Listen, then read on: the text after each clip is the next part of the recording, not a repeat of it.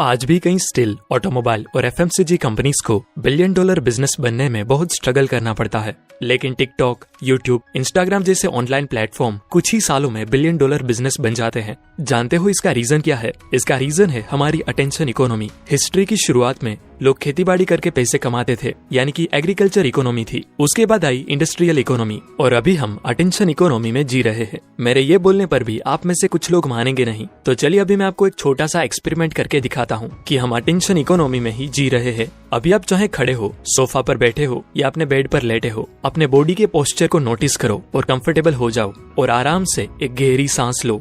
क्या आप हिले? आपने सांस ली? अगर हाँ, तो भला आपने ऐसा क्यों किया? आप ग्लास और मेटल से बने एक टुकड़े को ही तो देख रहे हो और ये वीडियो भी मैंने कब का बना के अपलोड कर दिया है। लेकिन आज भी ये वीडियो आपसे कुछ करवाता है, क्योंकि अभी आपका अटेंशन इस वीडियो पे है। मुझे गलत मत समझना, मेरा ये एक्सपेरिमेंट आपको सिर्फ यही बताने के लिए था कि आपका अटेंशन आपके पैसों से भी ज्यादा वैल्यूएबल है। आज एड, मूवी, टीवी, गाने, अखबार, कंपनीज और इवन सरकार, सबको आपका अटेंशन चाहिए। जानते हो इसका रीजन क्या है? इसका रीजन है जब भी कोई चीज आपका अटेंशन गेन करके होल्ड कर पाती है, तो वो धीरे धीरे आपके बिहेवियर को इन्फ्लुएंस या मैनिपुलेट भी कर सकती है। बिजनेसेस आपसे अपना सामान खरीदवा सकते हैं, पॉलिटिशियन आपसे वोट ले सकते हैं, आइडियोलॉजीज और सो कॉल्ड रिलीजियस गुरुज आपको उनकी कम्युनिटी का पार्ट बना सकते हैं। मतलब आपके अटेंशन का पॉजिटिव इस्तेमाल भी हो सकता है और नेगेटिव इस्तेमाल भी हो सकता है। आप मानो या ना मानो, but attention is the fundamental currency of today's economy. आज बहुत सारे लोगों के लिए किसी एक चीज पर थोड़े टाइम के लिए भी फोकस कर पाना बहुत मुश्किल हो गया है। एक रिसर्च बताती है कि किसी वेबसाइट को खुलने में अगर 3 से 4 सेकंड का भी ज्यादा टाइम लगता है, तो मोर देन 20% लोग सीधा वो साइट बंद कर देते हैं। 50% लोग वापस उस रेस्टोरेंट में नहीं जाते जहां खाना खाने के लिए उन्हें थोड़ा वेट करना पड़ता हो। Amazon को एक स्टडी से पता चला है कि अगर उनकी वेबसाइट को खुलने में कुछ सेकंड्स देर हो जाती है, तो उनको $1.6 बिलियन का नुकसान हो सकता है हर साल। अब ये सारे एग्जांपल्स देखे मैं आपको बस ये दिखाना चाहता हूँ कि आजकल हम कितने डिस्ट्रैक्टेड होकर लाइफ जीने लगे हैं। और कुछ ऐसा ही हुआ था Canadian author and productivity consultant Chris Bailey के साथ। क्रिस कहते हैं कि उनकी लाइफ सीरीज ऑफ स्क्रीन्स बन चुकी थी, यानी कि सुबह से लेकर रात तक वो स्क्रीन के सामने ही रहते थे। उठते वक्त ही अपने मोबाइल की स्क्रीन, ऑफिस में कंप्यूटर की स्क्रीन, टाइम देखने के लिए उनकी स्मार्ट वॉच की स्क्रीन, घर से ऑफिस ट्रैवल करते वक्त बिलबोर्ड्स की स्क्रीन, और ना जाने कितनी स्क्रीन्स उनके अटेंशन को खा रही थी। लेकिन ऑथर अपने आप को बदलना चाहते थे, इसलिए वो सालों तक वर्ल्ड वाइड घूमे, फोकस और अटेंशन के ऊपर काफी सारी रिसर्च करी, साइंटिस्ट और एक्सपर्ट से मिले और बुक लिखी हाइपर फोकस, जिसका फर्स्ट पॉइंट कहता है कि your attention is the most precious commodity in this world. University of Virginia के professor of psychology Timothy Wilson के अकॉर्डिंग ह्यूमन ब्रेन अपने एनवायरनमेंट से हर second 11 million bits of information receive करता है, लेकिन उसमें से हर सेकंड वो 40 बिट्स ऑफ इन्फॉर्मेशन ही एक्चुअल में प्रोसेस कर पाता है। इसका मतलब हमारे ब्रेन का भी एक लिमिटेड अटेंशनल स्पेस है। अटेंशनल स्पेस मतलब किसी भी चीज पर फोकस करके उसे प्रोसेस कर पाने की हमारी मेंटल कैपेसिटी। अटेंशनल स्पेस को ऑथर ह्यूमन ब्रेन की रैम भी कहते हैं। जैसे आपके स्मार्टफोन में जितनी ज्यादा रैम होगी, वो उतनी ही बड़ी एप्लीकेशंस को बिना हैंग हुए हैंडल कर पाएगा। सिमिलरली आपके ब्रेन का अटेंशनल स्पेस जितना ज्यादा होगा, उतने ही ज्यादा फोकस से आप अपने इंपॉर्टेंट टास्क को कंप्लीट कर पाओगे। आपका एम होना चाहिए अपनी अटेंशनल स्पेस को बढ़ाना, और जरूरत के अकॉर्डिंग अच्छी नींद लेना भी आपके अटेंशनल स्पेस को 58% तक इंक्रीज कर सकता है। ऑथर कहते हैं कि अगर आप 1 घंटा नींद कम लेते हो, तो आप अगले दिन की 2 घंटे की प्रोडक्टिविटी खो रहे हो। आप अपने अटेंशनल स्पेस में जितने ज्यादा टास्क भरते जाओगे, उतने ही आप डिस्ट्रैक्टेड होते जाओगे। इसीलिए जब बात हो आपकी प्रोडक्टिविटी की, तो जितनी कम चीजों को आप अपना अटेंशन दोगे, उतने ही आप प्रोडक्टिव बनते जाओगे।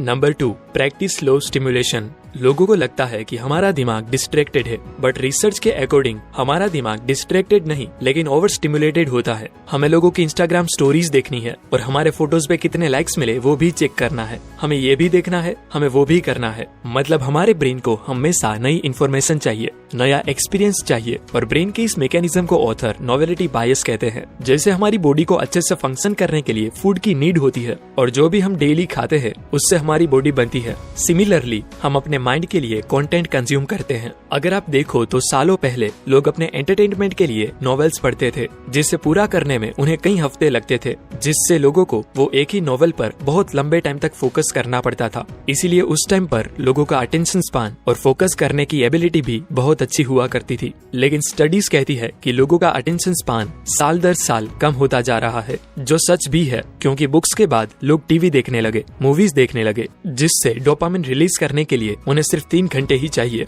लेकिन अभी extra funny, extra stimulating, fun to watch content जैसे मीम्स, रील्स और शॉर्ट वीडियोस ने लोगों के दिमाग को खोखला बना दिया है, क्योंकि ऐसे कंटेंट से हर सेकंड आपके दिमाग को डोपामिन का डोज मिलता है और आपका ब्रेन हर कुछ सेकंड बाद स्टिमुलेट होता रहता है। और जब भी आप कोई इंपॉर्टेंट काम करते हो तो आप बोर होने लगते हो, क्योंकि आपके दिमाग को हर कुछ सेकंड स्टिमुलेट होने की आदत हो गई होती है, जिससे वो अपने आप को स्टिमुलेट करने के लिए डिस्ट्रैक्शन ढूंढता है। जो आपने भी देखा होगा कि जब भी आप पढ़ाई करने बैठते हो तभी आपको बाजार के सारे काम याद आते हैं, क्योंकि आपका दिमाग हर सेकंड स्टिमुलेट होना चाहता है। इसीलिए वो आपको पेंडिंग काम याद दिला के आपको डिस्ट्रैक्ट करने की कोशिश करता है। एक स्टडी से पता चला है कि एक टीनेजर इंस्टाग्राम की एक पोस्ट पर ऑन एन एवरेज सिर्फ 10 सेकंड स्पेंड करता है और उसके एक सिंगल स्वाइप करने पर ही हजारों नई चीजें उसके दिमाग को स्टिमुलेट करने के लिए तैयार होती है। इसी हैबिट से लोगों का दिमाग ओवर स्टिमुलेटेड रहता है और ओवर स्टिमुलेटेड ब्रेन ही इजीली डिस्ट्रैक्ट हो जाता है। क्रिस बेली कहते हैं कि किसी भी चीज पर आप हाईली फोकस होकर तभी काम कर पाओगे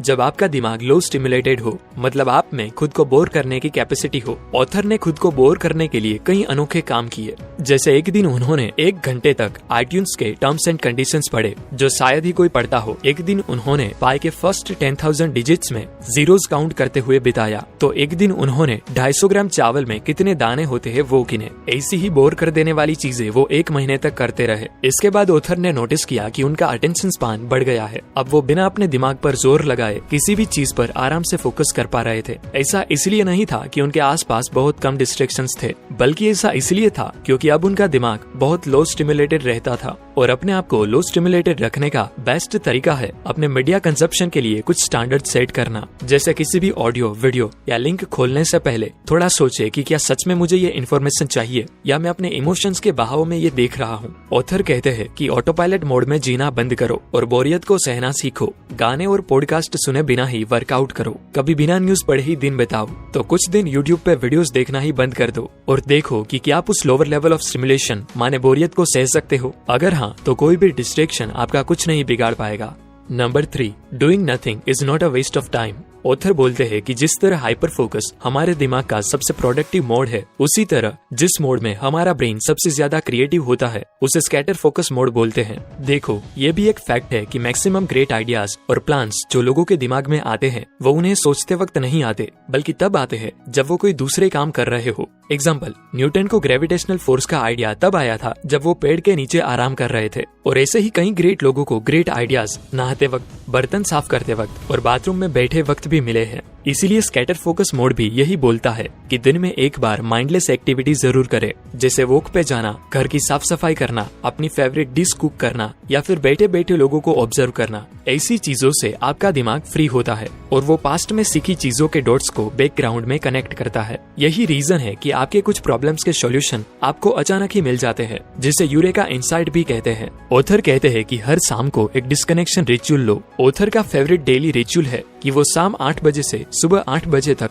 इंटरनेट यूज नहीं करते। उनका और उनकी वाइफ का एक वीकली डिस्कनेक्शन रिचुअल भी है। वो दोनों हर संडे को डिजिटल दुनिया से टोटली डिस्कनेक्टेड रहते हैं, जिससे वो नेचर और फैमिली के साथ टाइम बिता सके। आपने देखा होगा कि कुछ लोग पूरा दिन बस अपने मोबाइल में ही घुसे रहते हैं, जो क्रिस को जरा भी पसंद नहीं था। इसीलिए जब भी वो किसी के साथ डिनर पर जाते तब वो फोन स्वैप टेक्निक यूज करते, मतलब अपना मोबाइल सामने वाले को दे देते और सामने वाले का मोबाइल खुद के पास रखते, जिससे दोनों पर्सन अपने मोबाइल से डिस्ट्रैक्ट हुए बिना ही एक दूसरे को ज्यादा इंपॉर्टेंस दे पाते। ऑथर कहते हैं कि आपका अटेंशन ही आपकी जिंदगी बनाता है। अगर हम हर सेकंड डिस्ट्रैक्टेड है और हमारा दिमाग ओवर स्टिमुलेटेड है तो हम ऐसी लाइफ क्रिएट करेंगे जो बहुत डिस्ट्रैक्टेड हो। लेकिन जब हम बोर होना सीख लेंगे, जब हम लेस स्टिमुलेटेड बन जाएंगे, तब ना सिर्फ हमें प्रोडक्टिविटी, फोकस और आइडियाज जैसी चीजें मिलती है, बल्कि इसकी वजह से हम एक बेहतर जिंदगी भी जी पाते हैं। अब इस पूरे वीडियो को कुछ ही सेंटेंस में समराइज करके बताऊं तो, first, quality of your attention determines the quality of your life. इसीलिए ऐसी चीजों को ही अपना अटेंशन दो